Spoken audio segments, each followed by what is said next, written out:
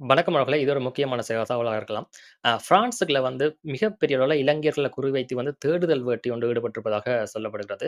இது பிரான்ஸ் காவல்துறையும், இலங்கையிலிருந்து வந்திருக்கிற விசேட அணியுடன் சேர்ந்து தான் வந்து இந்த விடயங்கள செய்து வருவதாக சொல்லப்படுகிறது.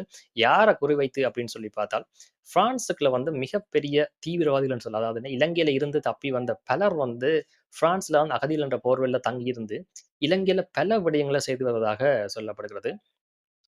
இலங்கையுடைய பொதுமக்கள் பாதுகாப்பு துறை அ அ தலைவர், அமைச்சர் ஆனந்த விஜயபால வந்து அந்த கருத்த தெரிவித்திருக்கிறார்.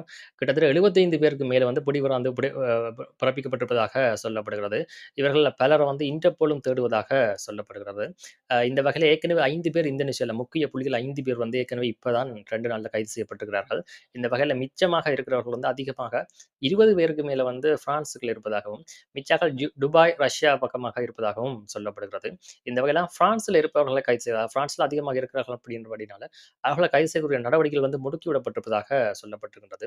இவர்கள் வந்து இங்க இருந்து கொண்டு, பிரான்ஸ்ல இருந்தோண்டு இலங்கைக்குள்ள ஒழுங்கமைக்கப்பட்ட மிகப்பெரிய குற்றங்கள வந்து தொடர்ச்சியாக வந்து செய்து வருவதாகவும், தங்களுக்குள்ள இருக்கிற மோதலா இருக்கட்டும் சரி, வேற பிரச்சனையா இருக்கட்டும் சரி, எல்லாத்துக்குமே வந்து இவர்கள் தான் காரணம் அப்படின்ற மாதிரி சொல்லப்படுகிறது. இப்ப கூட நடைபெறுகின்ற துப்பாக்கிச் சூட்டுக்கு பின்னால இவர்கள் தான் இருக்கிறார்கள் அப்படின்ற மாதிரியும் சொல்லப்பட்டிருக்கின்றது. இந்த வகையில பிரான்சுக்குள்ள ஒரே ஒரு கவலையான விஷயம் என்ன அப்படின்னு சொல்லி சொன்னால், இந்த ஒழுங்கமைக்கப்பட்ட பிரான்ஸ்ல இருக்கின்ற இந்த குழுக்கள் இளைஞர் குழுக்கள் வந்து சில தமிழர்களும் இருப்பதாக சொல்லப்படுகிறது. ஆனால் என்ன தமிழோ, சிங்களமோ குற்றவாளிகள் குற்றவாளிகள் தான். அவர்கள் வந்து சட்டத்தின் முன் நிறுத்தி தண்டனை வந்து பெற்றுக் கொடுக்கப்பட வேண்டியது 2 நாட்டினுடைய கடமை என்று கூட சொல்லிக்கொள்ளலாம். அந்த வகையில தான் வந்து தேடுதல்கள் வந்து நடத்தப்பட்டு வருவதாக சொல்லப்படுகிறது. இது இந்த மாதிரியான தேடுதல்கள் வந்து மற்ற மற்ற பொதுமக்களுக்கோ, வேற யாருக்கோ வந்து எந்த பிரச்சனையும் ஏற்படக்கூடிய வாய்ப்பில்ல. இது நேரடியாக அவர்கள மட்டும் தான் இலக்கு வைத்து வந்து செய்யப்படுகிறது. மற்றபடி இலங்கை சமூகத்தை சேர்ந்தவர்களோ, தமிழர்களோ வந்து இதால வந்து எந்த ஒரு சிக்கலும் ஏற்படக்கூடிய வாய்ப்பில்ல.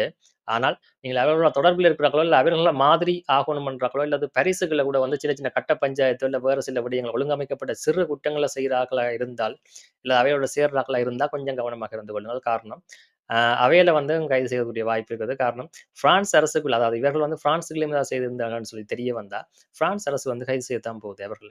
அப்ப அப்படியெல்லாம் பார்க்கைக, நீங்கள் அதலுக்குள்ள போய் தேவையில்லாமல் தலைய குடுத்துறாதீர்கள். இதுதான் இப்போதைக்கு கிடைத்த தகவல். கைதுகள் வந்து விரைவில் இடம்பெறக்கூடிய வாய்ப்புகள் இருப்பதாக சொல்லப்படுகிறது. அப்படி கிடைத்த உடனே உங்களுக்கு தகவல்கள் வந்து எங்களுடைய சேனல்ல முந்திக் கொண்டு வரும். நன்றி.